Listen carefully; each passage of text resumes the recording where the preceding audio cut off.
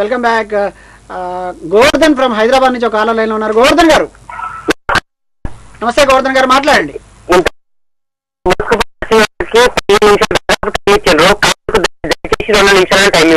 మాట్లాడండి. మీరు ఏం చెప్పదలుచుకున్నారు సూటిగా చెప్పండి. రైట్.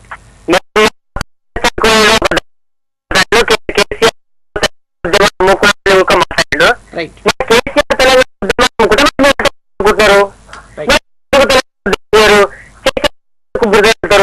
మీరు నెలకొకసారి కేసీఆర్ ప్రెస్ మీట్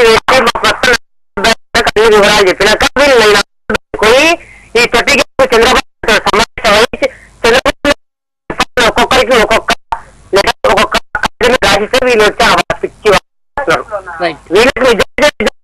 వీళ్ళకి నిజంగా తెలంగాణ తెలుస్తుంటే ఎందుకు ఒక ప్రోగ్రామ్ తీసుకోరు? ఇప్పుడు లక్ష్మీరాజ్యం గారికి తెలంగాణ ఉద్యమానికి సంబంధం లేదు. ఆయన ఒక పెట్టుబడిదారుడు. భారతదేశంలో 14 రాష్ట్రాల్లో పెట్టుబడులు మంచి ఒక పద్ధతి పెట్టిన దానికి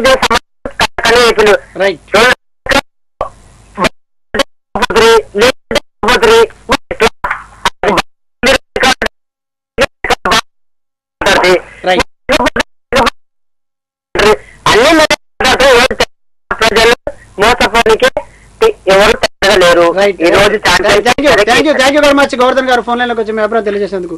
మొత్తంగా దినేష్ గారు మీరు చెప్పండి, అంటే వాస్తవంగా తెలుగుదేశం పార్టీకి సంబంధించినటువంటి స్టాండ్ విషయంలో ఇప్పటికే తెలంగాణ వదిలి చాలా సందర్భాల్లో సందేహం వ్యక్తం చేస్తారు.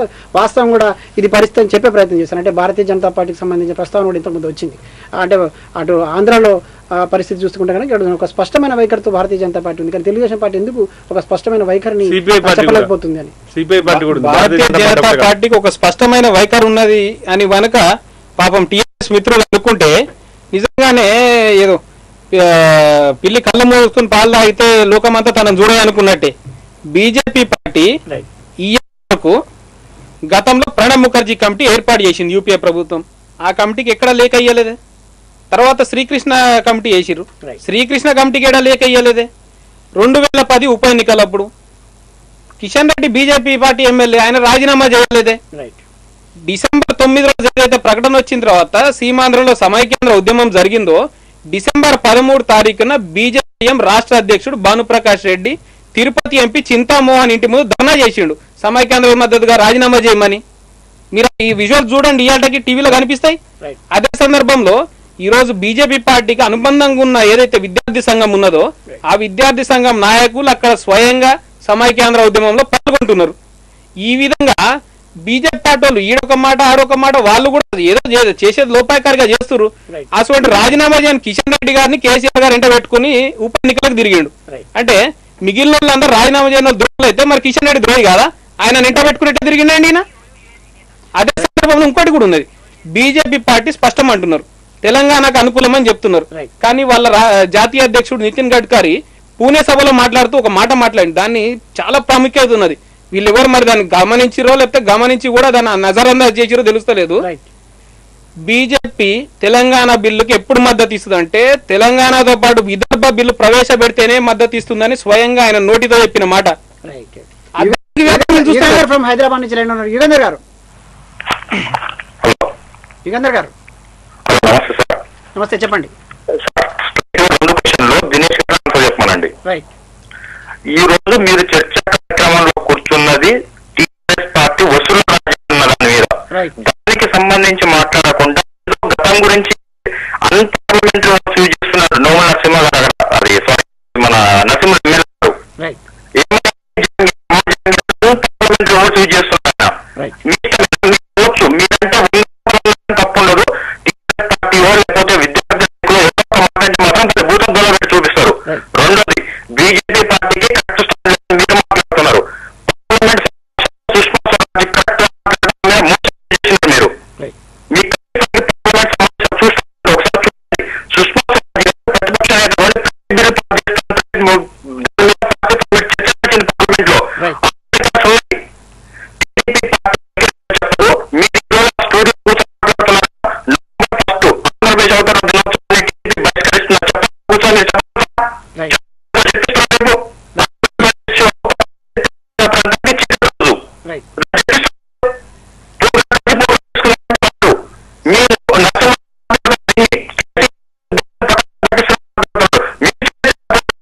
Right thank you very much Yugandhar గారు ఫోన్ లైన్లోకి వచ్చి అభిప్రాయం తెలియజేసేందుకు.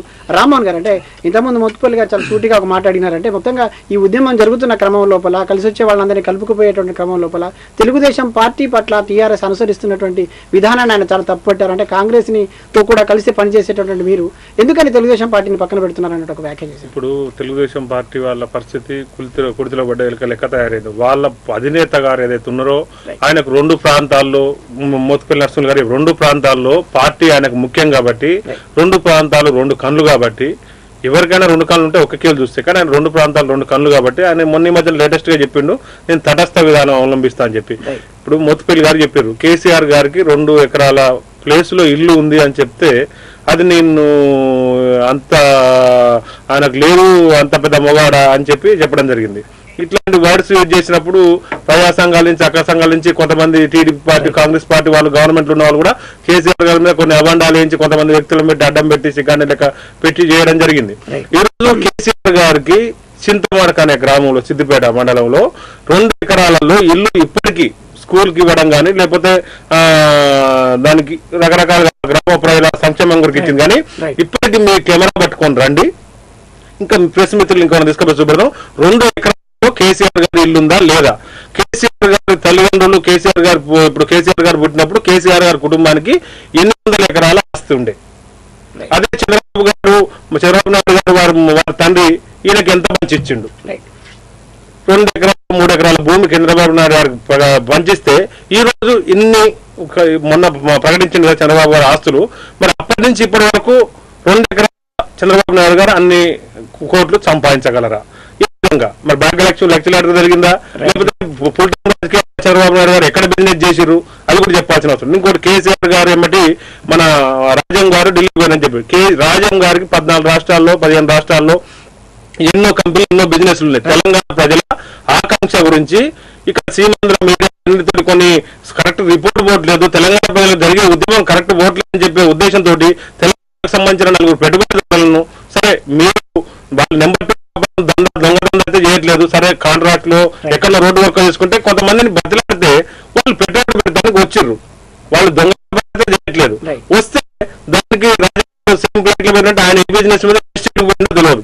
కేసీఆర్ గారు అక్కడ ఇక్కడ సీఎం కిరణ్ కుమార్ రెడ్డి గారు తెలంగాణ ఉద్యమం సకల జిల్లా సమ్మె 42 రోజులు ఉద్యమస్తులు జీవితాన్ని పనులు పెట్టి ఉద్యమం చేస్తే కరెక్ట్ రిపోర్ట్లు అక్కడికి పోవట్లేదు, దొంగ రిపోర్ట్లు పంపుతారు. ఉద్యమం తీవ్రత గురించి అక్కడ కేంద్ర ప్రభుత్వం తెలంగాణ గురించి నిర్ణయం తీసుకోవాల్సిన యూపీ గవర్నమెంట్ కు రిపోర్ట్లు కలిగి ఓట్ల ఉద్దేశంతో అక్కడ ఉన్న యూపీ గవర్నమెంట్ కు ప్రధానమంత్రి మన్మోహన్ సింగ్ గారు గారికి ఇక్కడ రాష్ట్ర ప్రజాకాంక్ష ఈ విధంగా ఉంది. మీ పార్టీలో మిగతా పక్షాలకు కానీ మీ ప్రభుత్వం కానీ ఈ రకంగా జరుగుతుందని చెప్పి ఆయనకు ఒక ప్రతిగా ఒక ఊరిలో సర్పంచ్ ఒక హెడ్ ఉంటే అతనికి జరగాల్సిన తీవ్రత సమ్మె తీవ్రత చెప్పాల్సిన అవసరం ఉంది. కాబట్టి అల్టిమేట్ గా బాధ్యతనే తనకు చెప్పాలి. ఇంకోటి ఎన్డీఏ పక్షాలు కానీ యూపీ ఉన్న కొన్ని పక్షాలు అప్పటికే 30 పార్టీలు తెలంగాణకు అనుకూలంగా లేఖించినాయి. కాబట్టి తెలంగాణ పార్లమెంట్ లో బిల్లు పెట్టినా అనుకూలంగా నిర్ణయం తీసుకున్నా మీ సపోర్ట్ మాకు కావాలని చెప్పి చెప్పడానికి మేము అక్కడ ఢిల్లీ పెట్టాలంటే 42 రోజులు అండి. ప్రపంచంలో ఎక్కడ జరిగినటువంటి సమ్మె జరిగి ఉద్యోగస్తులు కొంత తీసుకోవాలని చెప్తే దీన్ని జీర్ణించుకునే కేసీఆర్ పట్ల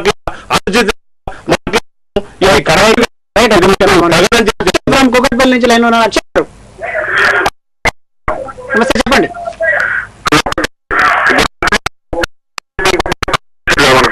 రైట్, చెప్పండి.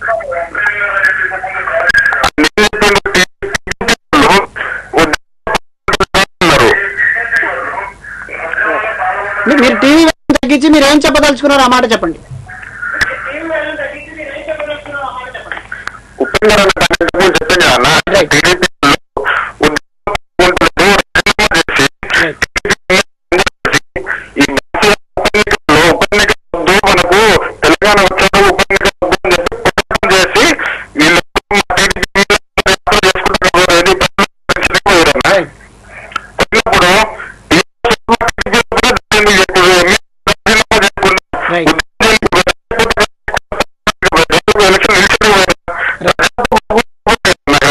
Right thank you very much Akshay గారు. అదే పార్టీ అడ్డుకోలే. ఆ రోజు గంప గోవర్ధన్ గారు టిఆర్ఎస్ పార్టీలో ఆ పార్టీ వైఖరి పట్ల విభేదించి ఈ పార్టీలో చేరినప్పుడు వీళ్ళు ఏదైతే మెదక్ జిల్లా బార్డర్ దాటి నిజామాబాద్ జిల్లా బార్డర్ పోతారో ఆ బార్డర్ లో గంప గోవర్ధన్ గారి ఊరుంటది. అక్కడ ఆ గ్రామ ప్రజలు టిఆర్ఎస్ కార్యకర్తలు కాదు, గ్రామ ప్రజలు నేనేమంటున్నా ప్రజలు ఆ రోజు అక్కడున్న ప్రజలు టీడీపీ వైఖరి అడ్డుకోలే. టీడీపీ వైఖరి తెలంగాణ పట్ల స్పష్టంగా చెప్పి పొమ్మని చెప్పి అడ్డుకోలేదు. ఇవాళ చంద్రబాబు నాయుడిని సరే తెలంగాణకు సంబంధించిన వ్యక్తి కాదుగా మీరు చూస్తున్నారు. అయితే తెలంగాణ ఫోరం సంబంధించినటువంటి నేతలు ఇవాళ ఉద్యమిస్తున్న తరుణం లోపల వాళ్ళు ఒక డిమాండ్ కూడా తీసుకొస్తున్నారు. గద్దెని కానీ కొండ లక్ష్మణ్ బాపూజీ విమలక్క లాంటి వాళ్ళని కలుపుకుపోయేటువంటి క్రమంలో ఎందుకని మీకు ఈ భాష ఎక్కడ మీకు అభ్యంతరాలు? ఒకటండి, భారతదేశ స్వతంత్రం వచ్చిన క్రమంలో కొన్ని వందల ఏళ్ళు ఆ రోజు స్వతంత్రం గురించి పోరాడితే గాంధీ గారు అహింసా పద్ధతిలో పోయినరు. ఇంకోటి సుభాష్ చంద్రబోస్ గారు ఒక సైన్యాన్ని జర్మన్లో పెద్ద ఎత్తున సైన్యాన్ని చేసి ఆజాదీ ఆయన ఒక పందల పోయినాడు. అల్లూరి సీతారామరాజు గారు ఇంకో పందల పోయినాడు. భగత్ సింగ్ గారు ఇంకో పందల. ఇప్పుడు గద్దర్ గారు ఆయన ఉద్యమం ఆయన చేస్తుండండి. నేను విమలక్క తెలంగాణకు సంబంధించి ఆమె ఉద్యమం చేస్తున్నారు. కొండ లక్ష్మణ్ బాబుజీ గారు ఎవరు ఉద్యమం చేస్తున్నారు. ఇప్పుడు కేసీఆర్ గారు 2001లో ఉద్యమం రాకముందు కూడా ఎన్నో తెలంగాణ సంబంధించి ఎన్నో మీటింగ్లు అయినాయి, మీకు గుర్తుండే ఉంటుంది. సంబంధించినటువంటి కేసీఆర్ పక్కన పెడితే ఇవన్నీ కూడా తెలంగాణ ఉద్యమ సంఘాలే కదా, వాళ్ళతో పాటు కలిసి తెలంగాణ ఫోరం నేతలు చెప్తున్నారు. ఇప్పుడు గద్దర్ గారు ఒక ఫ్రంట్ పెట్టుకున్నారండి. ఆ ఫ్రంట్ లో మేము ఉద్యమం గురించి చేసే వాళ్ళకు ఈ నియమాలు ఉండాలని చెప్పితే ఒక 10-20 సంఘాలు ఆ రోజు ఫ్రంట్ లో ఉందామని చెప్పి ఆ రోజు పోయారు. పోతే ఒక 10 సంఘాలు అలా పెట్టుకున్న నియమ నిబంధనలకు వాళ్ళకి అనుకూలం అనిపించినాయి. వాళ్ళు ఆ ఫ్రంట్ లో కొనసాగుతున్నారు, తెలంగాణ ఉద్యమం చేస్తున్నారు. ఇంకొన్ని ఫ్రంట్లు బయటకు వచ్చి మేము ఎలక్షన్ పోవు అని అంటే ఎలక్షన్ పోకపోతే ఎట్లా అని చెప్పి వాళ్ళు కొంతమంది బయటకు వచ్చి వాళ్ళు ఒక ఫ్రంట్ పెట్టుకొని వాళ్ళు చేస్తున్నారు. ఎవరు చేసినా తెలంగాణ రాష్ట్ర కొరకు వాళ్ళు మిత్రభేదము లేకపోతే వాళ్ళు వైవిధ్యం ఉండొచ్చు. కాబట్టి అల్టిమేట్ లక్ష్యం వచ్చి తెలంగాణ. కాబట్టి వైవిధ్యాలు పోయే పండుగ ఉండొచ్చు. ఇప్పుడు పొద్దున కొంతమంది అంటారు, ఇప్పుడు కొంతమంది మిలిటెంట్ ఉద్యమం చెప్పని కొంతమంది అంటారు. ఇప్పుడు 2001 కేసీఆర్ గారు తెలంగాణ ఉద్యమం రాకముందు తెలంగాణ ఉద్యమం గురించి తెలంగాణ రాష్ట్ర ఏర్పాటు గురించి ఎన్నో మీటింగ్లు అండి. ఎన్ని మీటింగ్లు అయినా 1000 నుంచి 500, 100, 10,000 ఇంతకన్నా ఎక్కువ ఉద్యమ స్ట్రెంత్ దాటిన రోజు లేదు. ఎప్పుడైతే కేసీఆర్ గారు 2001లో వచ్చారో అప్పుడే లక్షల మీటింగ్స్, లక్షల మంది తెలంగాణ ఉద్యమంలో కలిసి రావడానికి అవకాశం ఏర్పడింది. సందర్భం లోపల ఉద్యమం తెలంగాణకు సంబంధించి ఆకాంక్ష పట్టుకొని వాళ్ళ ఉద్యమం జరుగుతున్న నేపథ్యం లోపల ఆ ఉద్యమాలని అమ్ముడుపోయారని చెప్పేసి చేసినటువంటి వ్యాఖ్యలు ఈ సందర్భంలో ఎట్లా చూడాలి? అంటే రాజకీయ కోణంలో ఇటువంటి వ్యాఖ్యలు అంటే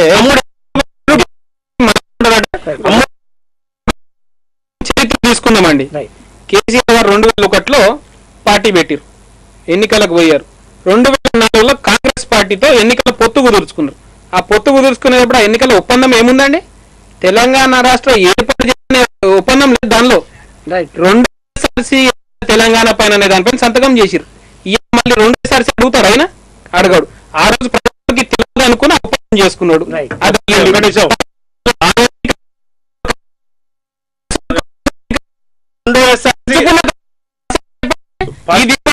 తెలంగాణ జరుపుకుందాం. వాళ్ళు 2 ఖచ్చితంగా ఫస్ట్ ఎస్ఆర్ 2 ఎస్ఆర్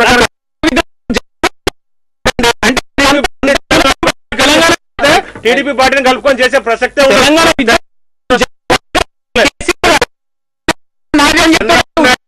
గురించి మాట్లాడే హక్కేలేదు. అయ్యాలు వేయాలు వాళ్ళు ఇచ్చినట్టు చంద్రబాబు నాయుడు అభివృద్ధి గురించి